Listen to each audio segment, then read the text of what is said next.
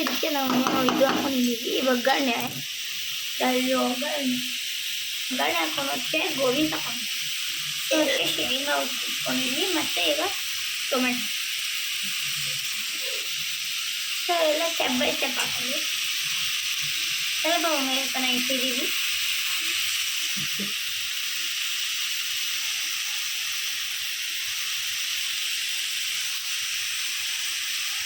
ಇದು ನೋಡಿ ಉಸ್ಲಿ ರೆಡಿ ಇದೆ. ಸೊ ಉಸ್ಲಿ ಹಾಕಕ್ಕೆ ನೋಡಿ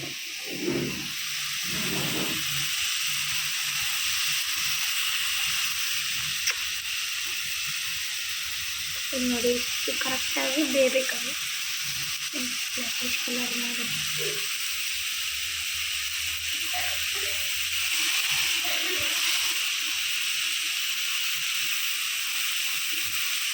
ಇದಕ್ಕೆ ನಾನು ಉಸ್ಲಿ ಹಾಕೋತೀನಿ.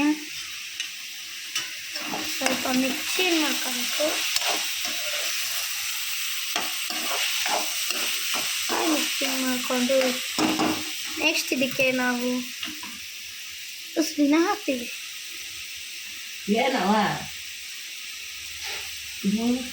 ವಿಡಿಯೋ ಮಾಡ್ಕೊಳ್ತೀನಿ.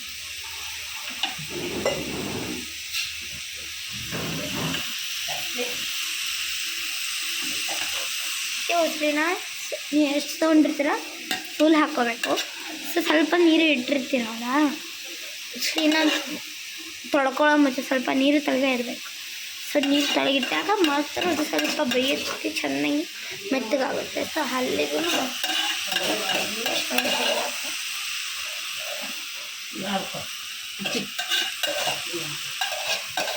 ಈಗ ಇದನ್ನು ಎಲ್ಲ ಮಾಡಿದ್ಮೇಲೆ ಮಿಕ್ಸಿಂಗ್ ಮಾಡ್ಕೊತಾರೆ. ಮಾತಾಡಲಿಕ್ಕೆ ಇದು ಮಿಕ್ಸಿಂಗ್ ಮಾಡಿಕೊಂಡು ನೆಕ್ಸ್ಟ್ ನಾವು ಇದನ್ನು ತಿನ್ನೋಕ್ಕೆ ಆಗುತ್ತೆ. ಚೆನ್ನಾಗಿ ಮಿಕ್ಸ್ ಮಾಡ್ಕೊಳ್ಳಿ. ಜೋರಿಡಿ ಗ್ಯಾಸ್ನು, ಬೇಡಿ ಗ್ಯಾಸ್ ಮಾಡಿ ಜೋರಿ ಹೈ ಫ್ಲೇಮಲ್ಲಿ ಇಡಬೇಕು. ಹೈ ಫ್ಲೇಮಲ್ಲಿ ಚೆನ್ನಾಗಿ ಬೇಯ್ತಾ ಇದೆಯಲ್ಲ. ಸೊ ಇದನ್ನು ಸ್ವಲ್ಪ ಹೊತ್ತು ಬೇಯಕ್ಕೆ ಬಿಡ್ತಾರೆ. ಸೊ ಇದು ಎಲ್ಲ ಆಗೋವರೆಗೂ ಇದನ್ನು ಅಲ್ಲ ಒಂದು ಗಿಂಡಿಗೆ ತೆಗೆದು ಅವು ಅದ್ರಾಗ ಬುಗಣೆಗೆ ಹಾಕಿನ ಅಲ್ಲ. ನೆಕ್ಸ್ಟ್ ನಮಗೆ ತಯಾರಿ ಮಾಡ್ತಾರೆ ಉಸ್ಲಿ. ಈ ವಿಡಿಯೋ ನಿಮಗೆ ಚೆನ್ನಾಗಿ ಅನಿಸಿದ್ದಲ್ಲಿಲ್ಲ ಸಬ್ಸ್ಕ್ರೈಬ್ ಮಾಡಿ.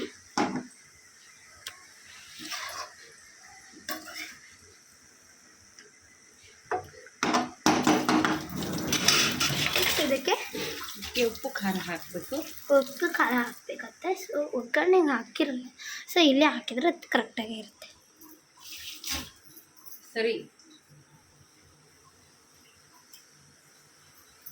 ಎಷ್ಟು ಚೆನ್ನಾಗಿದೆಯಲ್ಲ.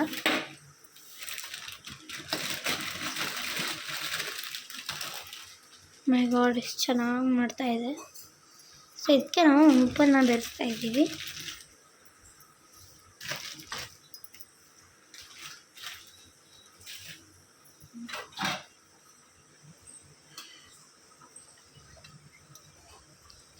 ಖಾರನೂ ಹಾಕ್ತಾಯಿದ್ದಾರೆ.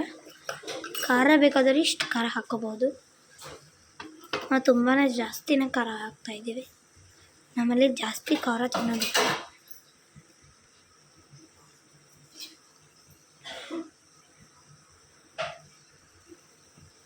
ನಾವು ನೆಕ್ಸ್ಟ್ ಮಿಕ್ಸ್ ಮಾಡ್ಕೊಳ್ಳೋಣ.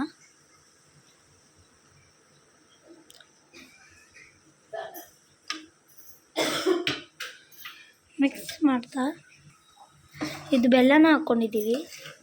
ಬೆಲ್ಲ ಹಾಕ್ಕೊಂಡು ಚೆನ್ನಾಗಿ ಮಿಕ್ಸ್ ಮಾಡ್ತಾಯಿದ್ದೀವಿ.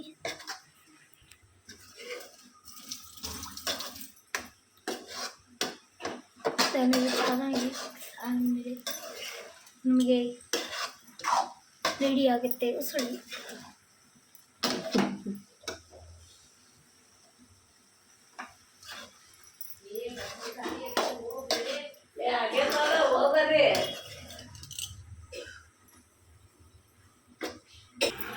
ಇದು ಹಾಗೆಂದರೆ ನಿಮಗೆ ರೆಡಿ ಬರುತ್ತೆ ಉಸುಳಿ. ಚೆನ್ನಾಗಿ ನೀರು ಹಾಕ್ಬಿಟ್ಟು ಇದಕ್ಕೆ ಸ್ವಲ್ಪ ನೀರು ಹಾಕ್ಬಿಟ್ಟು ತೊಳೆ.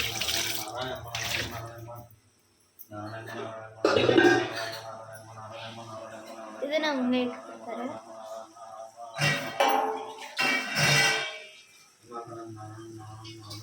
ಸ್ವಲ್ಪ ನೀರು ಹಾಕ್ತಾರೆ, ಸ್ವಲ್ಪ ಆಳಕ್ಕಾಗಲಿ ರಸ ಬರಲಿ ಅಂತ. ಇದನ್ನ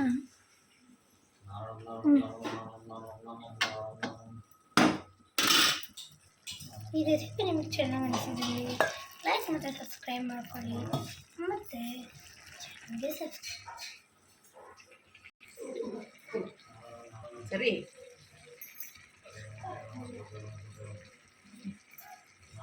ಬಾಯ್.